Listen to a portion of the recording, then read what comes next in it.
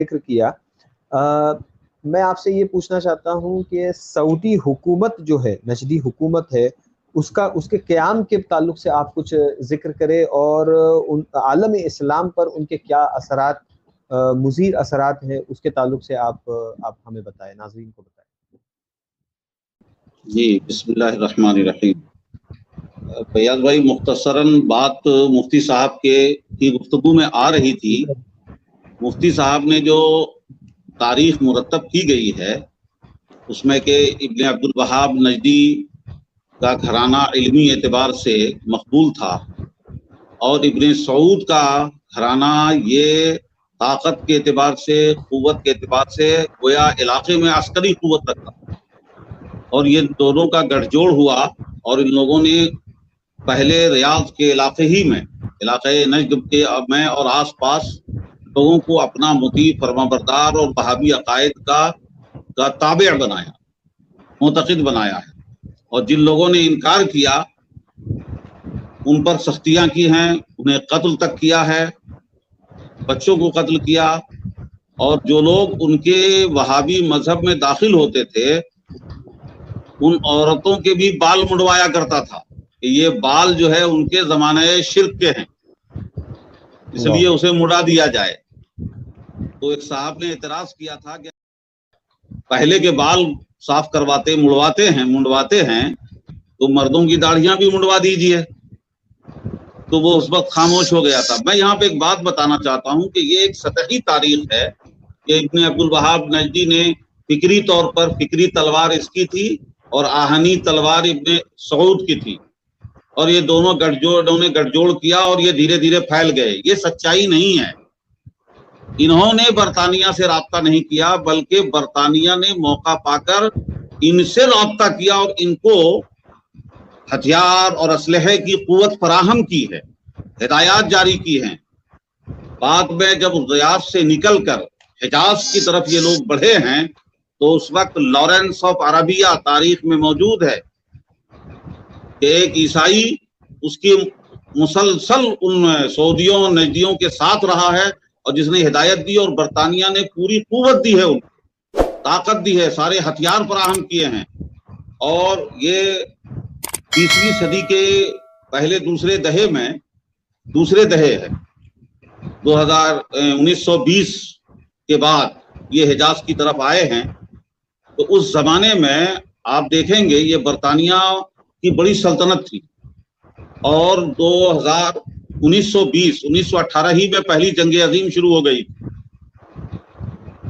اس وقت ترکی کی جو حکومت تھی، خلافت عثمانیہ، یہ برطانیہ کے مخالف تھی، یہ جرمنی کے ساتھ تھے۔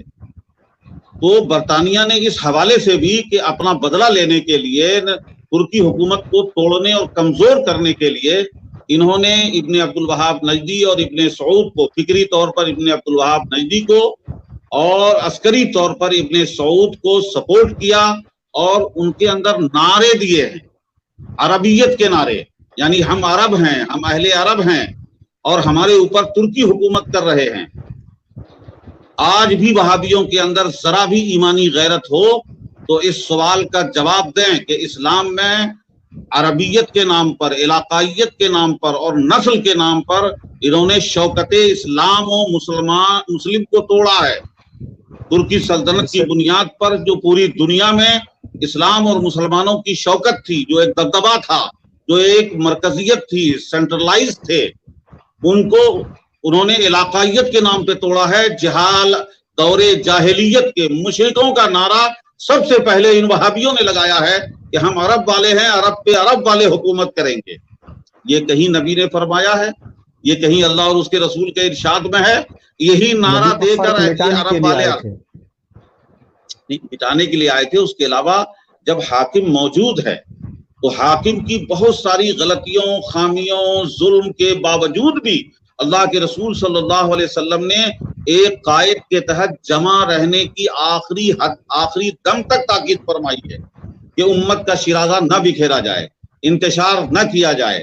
میں توجہ دلاؤں گا حضرت امام حسن رضی اللہ تعالیٰ عنہ کے اقدام کی طرف کہ انہوں نے کس طرح سے بچا لیا امت۔ حضرت امام حسین نے یزید کو اچھی طرح جانتے ہوئے بھی مدینے میں یزید کے خلاف بیعت کا اعلان نہیں کیا، مکے میں بیعت کا اعلان نہیں کیا. جب کوفے والوں نے پوری جمعیت کے ساتھ پورا بھروسہ دلا کر بلایا تو کوفے گئے. مدینے میں آپ نے بیعت لینے کا اعلان کیوں نہیں کیا؟ کوفے سے زیادہ لوگ مل جاتے. مکے میں نہیں کیا اس لیے کہ یہاں اپنی طرف سے انہیں انتشار نہیں پیدا کرنا تھا. یہ سعودیوں نے سعودی آل سعود نے اور شیخ نجد نے یہ عربوں میں عربیت کو اجاگر کر کے کہ ہم عرب ہیں، ہم پر ترکی حکومت کر رہے ہیں، عرب پہ عرب کی حکومت ہوگی. اور یہ سکھایا تھا انہیں برطانیہ نے.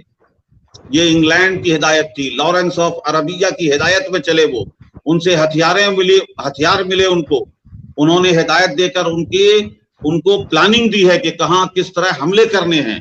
اور اس کے بعد یہاں تک تاریخ میں آیا ہے کہ لارنس آف عربیہ یہ عیسائی تھا اور اس کی اقتدا میں یہ عبد العزیز ابن سعود اس نے جو ہے نماز پڑھوائی، اس کو امام بنایا ہے، مسلمانوں کی امامت کروائی ہے اس سے. اور قبیلے کے سردار نے جب اعتراض کیا کسی نے تو اسے قتل کروا دیا ہے.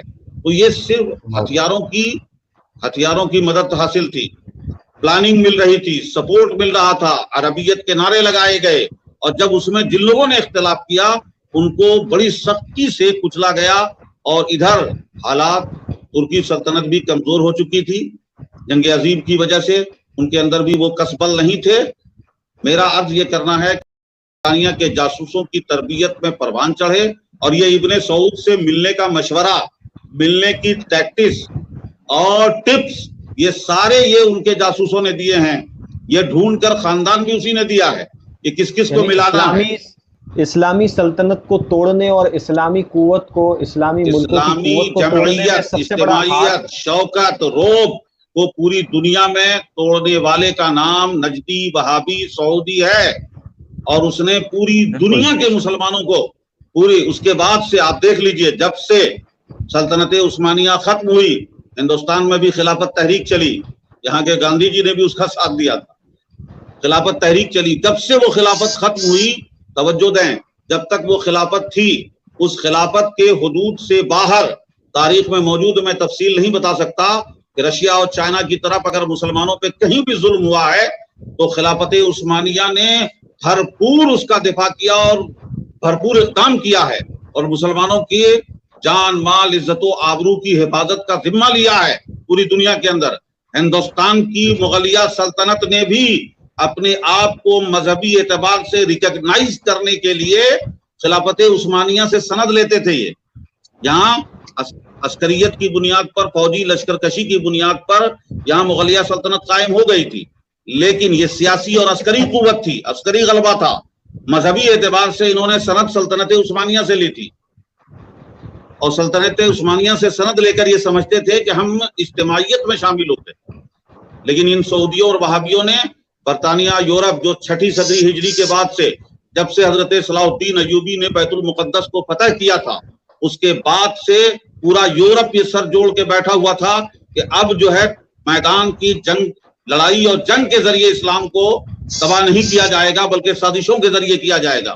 اور ان سازشوں میں سب سے پہلا سازشی نقطہ یہ محمد ابن عبد الوہاب نجدی ہے.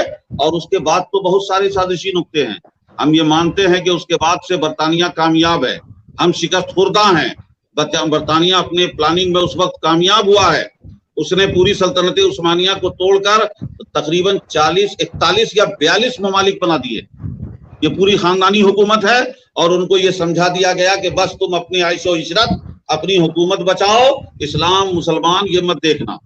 یہ اثرات، آپ اثرات دیکھنا چاہتے ہیں آپ دیکھ لیں. جیسے ہی سلطنت عثمانیہ ختم ہوئی، سلطنت عثمانیہ کے ختم ہونے کے بعد عربوں کے سینے پر اسرائیل کی حکومت قائم ہوئی. یہ سعودیہ کے آنے کے بعد سعودیہ کے انٹرنل خفیہ سپورٹ سے اسرائیل کو بسایا گیا. جس وقت سعودی حکومت بن رہی تھی ڈاکومنٹس موجود ہیں اور اس کے لکھ کرنے کی بنیاد پر وہاں کے صحافی کو قتل کر دیا گیا ہے کہ سعودیوں نے لکھ کر برطانیہ کو دے دیا تھا کہ الف مرہ، کہ 1000 بار اعتراف کیا ہے عبدالعزیز نے کہ میں یہاں پہ یہودیوں کی حکومت جو ہے عرب میں، فلسطین میں قائم کر دی جائے. یہ لکھوا کر برطانیہ نے لے لیا تھا سعودیہ سے. اس لیے یہ ظالم, یہ کمینے اتنے ہیں کہ انہوں نے ایک طرف جنت البقیع کے مزارات ڈھاتے ہیں کہ یہ شرک کے اڈے ہیں, شرک کے اڈے کہہ کر ڈھایا ہے, شریعت پہ عمل کرتے ہیں, اور دوسری طرف شریعت نہیں پورے دین اسلام کو ڈھایا ہے سعودیوں نے, مرکزیت کو ختم کر کے, خلافت کو ختم کر کے عرب میں یہودیوں کی بس یہودیوں کا ملک بنانے کے لیے رضامندی ان سعودی خاندانوں نے دیا ہے. اور آج بھی آپ دیکھ لیں کہ یہ 70 سال تک دعا کرتے رہے مسجد حرام میں, کعبۃ اللہ باب کعبہ کے سامنے ملتزم کے سامنے کھڑے ہو کر امام دعا کرتا ہے, اللہم حرر المسجد الاقصی و فلسطین.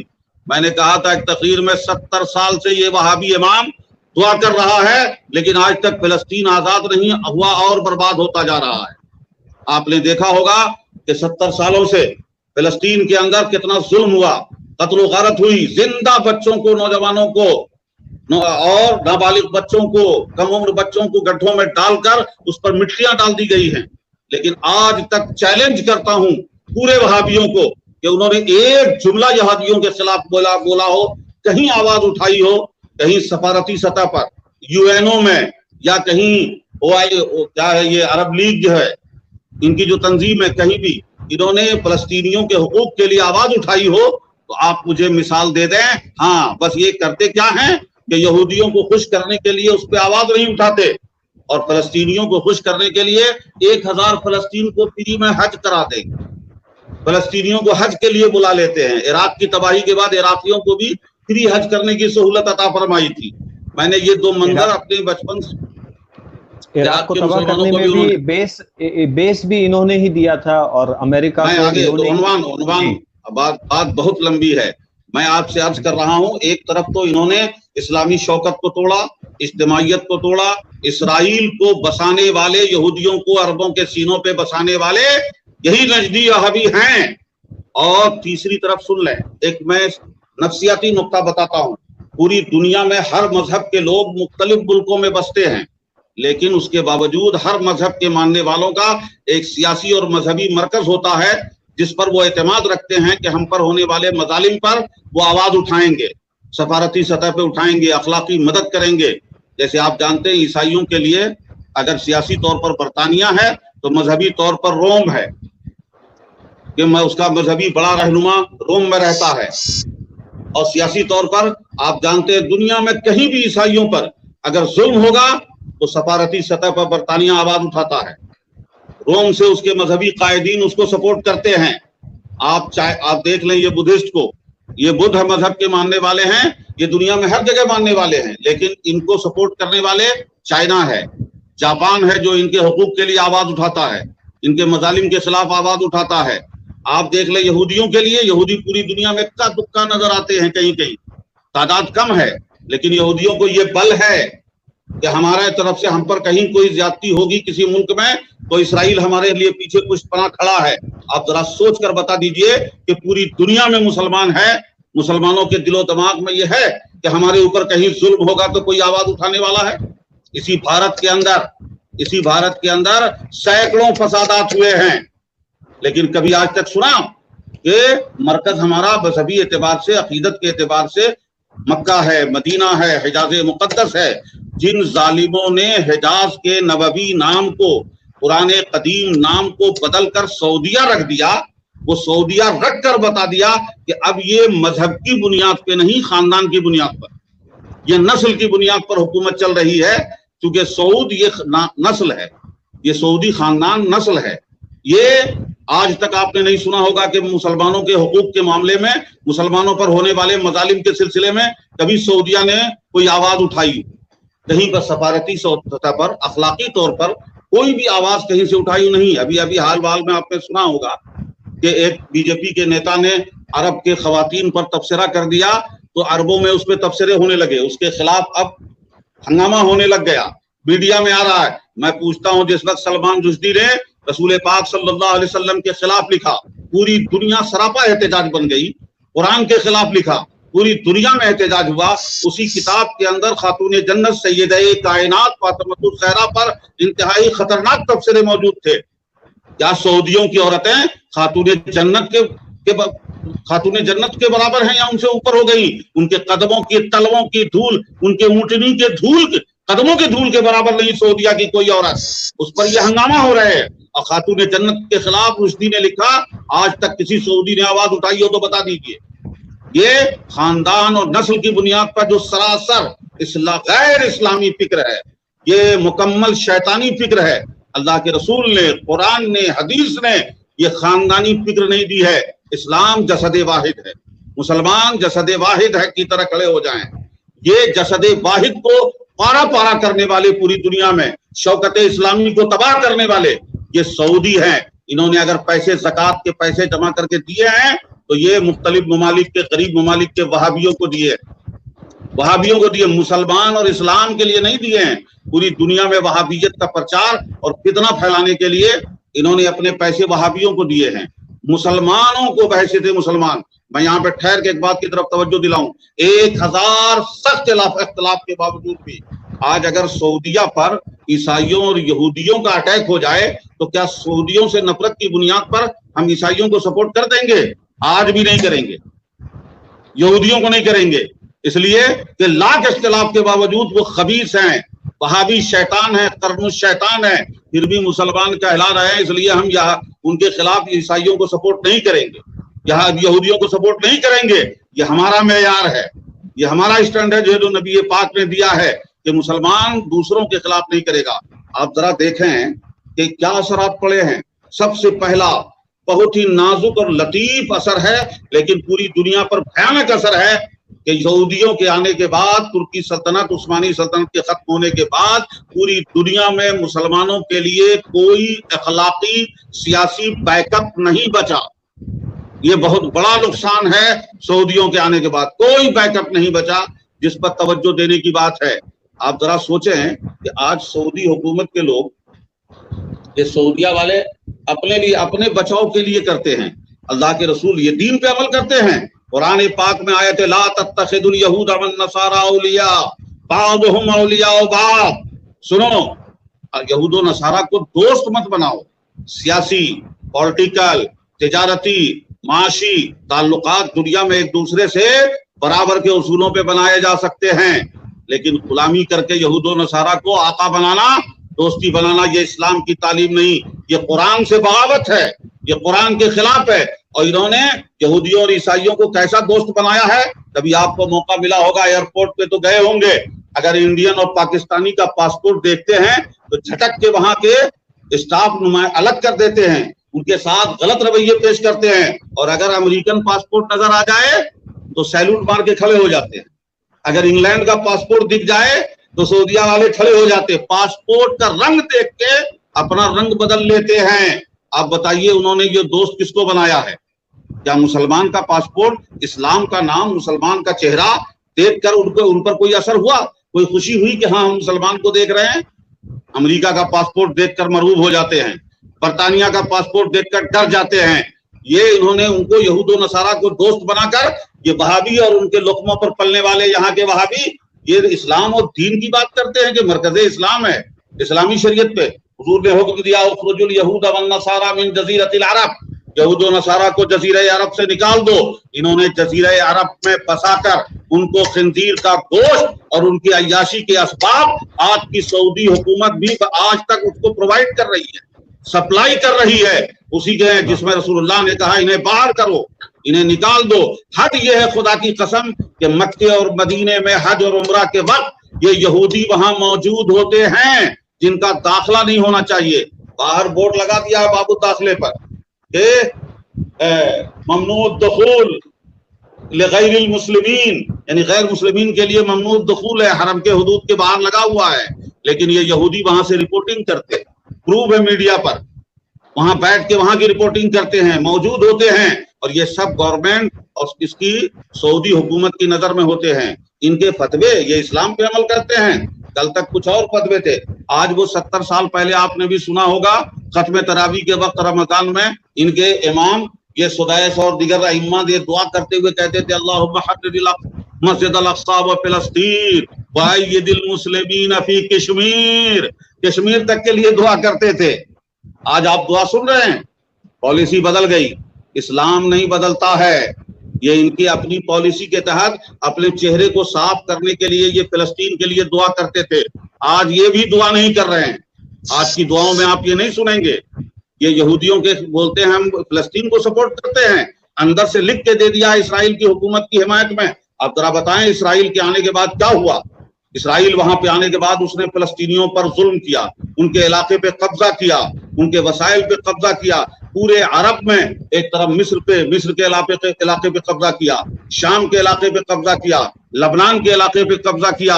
اور سن لیں کہ جب سے ترکی سلطنت ٹوٹ گئی, اس جملے کو یاد رکھیے گا, ترکی سلطنت کو توڑ کر یہ ایسے نامرد ہو گئے کہ 3-4 ملکوں نے مل کر اسرائیل سے 65 میں جنگ کی, لیکن چاروں کو چند مٹھی بھر یہودیوں نے ہرا دیا, اسرائیل نے ہرا دیا, ان کے علاقوں پہ قبضہ کر لیا. یہ اپنی غیرت کو دیکھیں ذرا. آج اس وقت تو حالت یہ ہے کہ اب تک جو شوکت اسلامی کو توڑا, مرکزیت اسلام کے مرکزیت کو توڑا, اسلام کی اجتماعیت کو توڑا, اور وہ بھی نسل کے نام پر, علاقے کے نام پر, ملک کے نام پر, اور ملک ایسے غیر اسلامی غیر شرعی نام دے کر نعرہ دے کر انہوں نے اپنی حکومت بنائی ہے, اور اس کو شرعی حکومت کہتے ہیں. بھیا میں ناظرین سے عرض کرنا چاہتا ہوں, اگر میں سعودیہ جہاں کہتے ہیں شرعی قانون چلتے ہیں, وہاں کے اخلاقی حالات پر, اندرونی حالات پر اگر میں گفتگو کروں تو گھنٹوں میں ختم نہیں ہوگی. کہ دنیا کے اندر خدا کی قسم میں نے ایسے کیسز وہاں سنے ہیں جو برطانیہ میں نہیں ہوتے ہیں, جو امریکہ میں نہیں ہوتے ہیں. میں اس وقت چینل پہ نہیں بولنا چاہتا ہوں. بے حیائیوں کی وہ حد پار کر چکے ہیں. سن لو, جہاں اسلام کی حکومت قائم ہوتی ہے, خلفائے راشدین کا دور تو بڑی بات ہے. اگر کسی دور میں کوئی عادل حکمران کہیں آ گیا ہے نا, تو اس علاقے کے لوگوں میں, وہاں کے عوام کے احساسات بدل جاتے ہیں. جیسے بیچ میں امویوں میں حضرت عمر ابن عبدالعزیز ایک عادل متقی پرہیزگار حکمران آ گئے, تو اس کا آج بھی تاریخ الخلفاء میں موجود ہے کہ ان کے زمانے میں ایک واقعہ ہوا کہ ایک رات میں ایک بھیڑیا ایک بکری کے بچے کو لے کر بھاگ گیا. ایک ضعیف شخص کو خبر ملی تو اس نے کہا آج خلیفہ کا انتقال ہو گیا. کہا کیسے سمجھا آپ نے؟ کہا عمر ابن عبدالعزیز کے ہوتے ہوئے یہ بھیڑیا کبھی بھی بکری کے بچے کو لے کر نہیں بھاگ سکتا تھا. اس کا بھاگنا بتا رہا ہے کہ عادل حکمران کا انتقال ہو گیا ہے. اگر شرعی حکومت ہوتی ہے تو اس کے اثرات, برکات, انوار سارے عوام پہ, ان کے دلوں میں خوف خدا, تقوی, احساس, حیا, ساری چیزیں عام ہو جاتی ہیں. لیکن یہ شرعی حکومت کے باوجود بے حیائی اور وہاں کی بدکاریوں کا عالم یہ ہے کہ امریکہ فیل ہے, انگلینڈ فیل ہے اس کے سامنے. اور کسی میں بھی آپ کو دیکھ رہا ہوں تو ایک اشارہ کر دوں فیاض بھائی, آپ لوگ جاتے رہتے ہیں, ناظرین سے بھی میں کہوں گا غور سے میری بات سنیں. جائیں سعودیہ, وہاں کے کپڑوں کی دکانوں پر بکنے والے کپڑوں پہ توجہ دیں. دکانیں بتاتی ہیں کہ گھروں میں کون سے کپڑے پہنے جاتے ہیں, دکانوں سے پتا چلتا ہے, وہی پہ بکتے ہیں جو پہنے جاتے ہیں. اور وہاں کے ہر طرح کے حالات, اللہ اکبر. میں نے ابھی چند سال پہلے سنا کہ پاکستان کے اور یہاں مطلب جاننے والوں میں سے حیدرآباد پہنچے تھے کہ ان کی لڑکی کو ڈرائیور لے کر بھاگ گیا. یہ حرم مکہ اور مدینہ میں ہو رہا ہے. میرے پیارے, میں بتانا چاہتا ہوں کہ اخلاقی اعتبار سے, سیاسی اعتبار سے, ہر اعتبار سے وہ ملک مسلمانوں کو شرمندہ کرنے والا ملک بنا. یہ ایسی حکومت ہے. میں اس کے اثرات کیسے پڑے پوری دنیا میں مسلمان, ایسا لگتا ہے نہ مذہبی اعتبار سے ہمارا کوئی سپورٹر ہے, نہ سیاسی اعتبار سے ہمارا کوئی ملک مضبوط سپورٹر ہے. مرکز ہمارا مکہ مدینہ کل بھی تھا, آج بھی ہے, لیکن اس مرکز سے جس استعانت کو وہ شرک کہتے ہیں, اسی استعانت کی بنیاد پر پوری دنیا کے مسلمان آج دین و ایمان کے ساتھ زندہ ہیں. اگر وہ استعانت نہ کرتے رسول پاک سے تو سیاسی طور پر, دنیاوی طور پر تو وہاں سے مایوسی ہو چکے. آج تک کبھی سنا ہے آپ نے کہ مسلمانوں کے سپورٹ میں, مسلمانوں کی حمایت میں کبھی ایک جملہ نکلا ہو؟ کتنے دنگے فسادات یہاں ہوئے ہیں, پوری دنیا میں کیا کیا ہوا ہے. ابھی میانمار میں ہوا, کہاں کیا ہوا؟ کبھی سنا ہے کہ سعودیہ آگے بڑھ کے بولا ہو, یو این او پہ آواز اٹھائی ہو؟ کبھی سفارت سطح پر بھی مسلمانوں کی کوئی بات کی ہو؟ اسی ہندوستان کے اندر ابھی جو ہے عرب دبئی کے بارے میں کسی نے بول دیا تو میڈیا میں ہنگامہ ہو گیا. عرب عورتوں کے بارے میں پرانا تبصرہ نکالا جا رہا ہے, ان کے تبصروں میں سے سوشل میڈیا پر سے ڈھونڈ کے نکال کے دیا تو اس پہ ہنگامہ کر رہے ہیں. لیکن اس سے پہلے مسلمانوں کی لنچنگ ہوتی رہی. عیسائی ملک بول رہا ہے, دوسرے ممالک بولے ہیں, بے شمار ہندو بولے ہیں, لیکن کبھی سنا ہے کہ کوئی عرب بولا ہے, کوئی سعودی بولا ہے؟ کوئی جو ہے سعودی کا یہ خاندانی حکومتیں جو ہیں یو اے ای بحرین یہ سارے یہاں کے لوگوں نے کبھی اس پر ایک لفظ کبھی گفتگو کی ہو؟ یہاں آئے بھی ہے، یہاں ملے بھی ہیں، لیکن کبھی آپ نے طرف سے نہیں ہے ان کی حکومت کی طرف سے۔ آفیشیل اسٹیٹمنٹ ایک ہوتا ہے نا اخلاقی اعتبار سے، آفیشیل اسٹیٹمنٹ اپنے تاثرات پیش کر دینا، اپنے احساسات سے آگاہ کرا دینا، ایسا بھی نہیں کیا مسلمانوں کے بارے میں۔ یہ مسلمانوں کے لیے کسی طرح سے بھی، مسلمانوں کے لیے کسی طرح بھی مفید حکومت نہیں رہی ہے۔ مسلمانوں کو اس حکومت نے حکومت بنانے سے لے کر آج تک مسلمانوں کو وقار، عزت، رعب اور شوکت کے اعتبار سے تباہ بھی کیا اور ذلیل بھی کیا پوری دنیا میں۔ خود بھی ذلیل ہوئے ہیں، وقت پورا ہو چکا ہے ان کا، اب ان کے اخذ وبیل اور بطش شدید کا وقت آ چکا ہے۔ یہ تیزی کے ساتھ مختصر تبصرے تھے۔ قمر احمد صاحب، آپ نے بہت ہی تفصیل سے سعودی نجدی حکومت کے عالم اسلام پر جو مضر اثرات ہے اس پر آپ نے بہت ہی محسوس کریں اس کو، بے شک آپ نے بہت ہی بہتر انداز میں اور دلائل کے ساتھ آپ نے اس کو واضح کر دیا۔ اور یہ جو تاثر دیا جاتا ہے ہمارے نوجوانوں کو کہ ہمیں سعودی عربیہ کو فالو کرنا ہے، تو لوگ یہ اس بات کو سمجھ لے کہ ہمیں سعودی عربیہ کو فالو نہیں کرنا ہے بلکہ ہمیں قرآن اور حدیث کو فالو کرنا ہے۔ قرآن و حدیث کے ساتھ قرآن و حدیث کی ان تشریحات کو جس تشریحات پر اسلاف امت قائم رہے ہیں۔ بالکل، کیونکہ یہاں پر لوگوں کو یہ غلطہ دیا جاتا ہے مکہ مدینہ کا نام۔ نہیں میں ٹھہریے، میں بتا دیتا ہوں، میں اسے بھی لپیٹ دیتا ہوں، توجہ تو سن لیجئے۔ یہ صرف قرآن و حدیث کی بات کرتے ہیں، یہ بھی وہابی جملہ ہے۔ قرآن پاک کے اندر موجود ہے صراط الذین انعمت علیہم، انعام والوں کا راستہ۔ قرآن کی آیات کا مفہوم وہی جو اسلاف نے سمجھا ہے، حدیث کا مضمون وہی جو اسلاف نے سمجھا ہے۔ آپ نے کل سنا کہ حضرت محمد ابن حنفیہ نے اپنے بیٹے کے لیے قبہ بنوایا ہے، اور یہ لوگ حضرت علی کی حدیث روایت پیش کر کے اس کو حرام کہتے ہیں۔ بہت کھینچتان کے مکروہ صاحب بولتے ہیں عوام کے لیے قبہ بنانا، عوام کی قبروں کو بنانا، ان کے لیے حجرہ بنانا، عام مومنین کے لیے، اس کو مکروہ کہا گیا ہے۔ حضرت علی کی روایت سے شرک اور حرام ثابت کرتے ہیں، اور حضرت علی کے بیٹے، حضرت علی کے شہزادے صاحبزادے وہ قبہ بنا رہے ہیں، تو حضرت علی کی روایت انہوں نے نہیں سمجھی۔ تو ہمیں حدیث کو، حدیث پر عمل کرنا ہے، وہ حدیث کے اس مضمون پہ عمل کرنا ہے جس مضمون کو اسلاف نے سمجھا ہے۔ جی بالکل، ہمیں سعودیہ ہمارے لیے آئیڈیل نہیں ہے بلکہ تفہیم حدیث بھی، وہابی حدیث تو سب حدیث ہے، لیکن تفہیم حدیث وہابیت ہے، وہابیت کی تفہیم حدیث الگ ہے۔ ہمارے لیے آئیڈیل ہمارے نبی کریم صلی اللہ علیہ وسلم، ہمارے صحابہ، ہمارے سلف صالحین ہے۔ دیکھیے وہابیت کا ایک بہت بڑا نقطہ ہے، میں ایک ناظرین سے ایک بات عرض کر دوں، وہابیت کو سمجھنے کا ایک بہت بڑا نقطہ ہے کہ یہ صرف اقوال و ارشاد پہ جاتے ہیں، نصوص پہ جاتے ہیں، شخصیات کی قدر نہیں کرتے ہیں، اور اسلام بغیر شخصیات کے ناقص ہے۔ اگر صرف ہدایات سے کام چل جاتا تو اللہ نے پہلے قرآن نہیں، پہلے رسول بھیجا ہے، پہلے ذات بھیجی، شخصیت بھیجی، تب قرآن بھیجا ہے۔ یہ شخصیت کو نظر انداز کر دیتے ہیں، ذات کو نظر انداز کر دیتے ہیں، جو ذات دین کا معیار ہیں، جن کا فہم ہمارے لیے فہم دین کا معیار ہے، ان کو نظر انداز کر کے یہ اپنی سمجھ سے سمجھتے ہیں۔ ان کے ایک مفتی نے کہا تھا کہ ہم اس کی بات نہیں سنتے، جو قرآن کی ظاہر آیت سے سمجھ میں آتا ہے وہی ہمارا مذہب ہے، مشرب ہے۔ تو سننے والے نے جب سوال کیا تھا کہ قرآن کی ایک آیت ہے کہ جو اس دنیا میں اندھا ہے وہ آخرت میں بھی اندھا اٹھایا جائے گا، اور بولنے والا مفتی اندھا تھا۔ آپ کو پتا ہے کہ ابھی دو مفتی اندھے چل رہے ہیں، ابن باز بھی اندھا تھا اور ابھی جو مفتی ہے وہ بھی اندھا ہے۔ تو جب ان کو یہ کہا گیا کہ اگر ظاہری آیات پہ عمل کرتے ہیں تو ظاہری آیات بھی یہ کہ جو اس دنیا میں اندھا ہے وہ فی الآخرۃ اعمیٰ، وہ آخرت میں بھی اندھا ہوگا، اس بارے میں کیا فرماتے ہیں؟ تو چپ ہو گیا، خاموش ہو گیا۔ تو یہ ہے ان کے قرآن فہمی کا حال، حدیث فہمی کا حال۔ لا الہ الا اللہ محمد رسول اللہ۔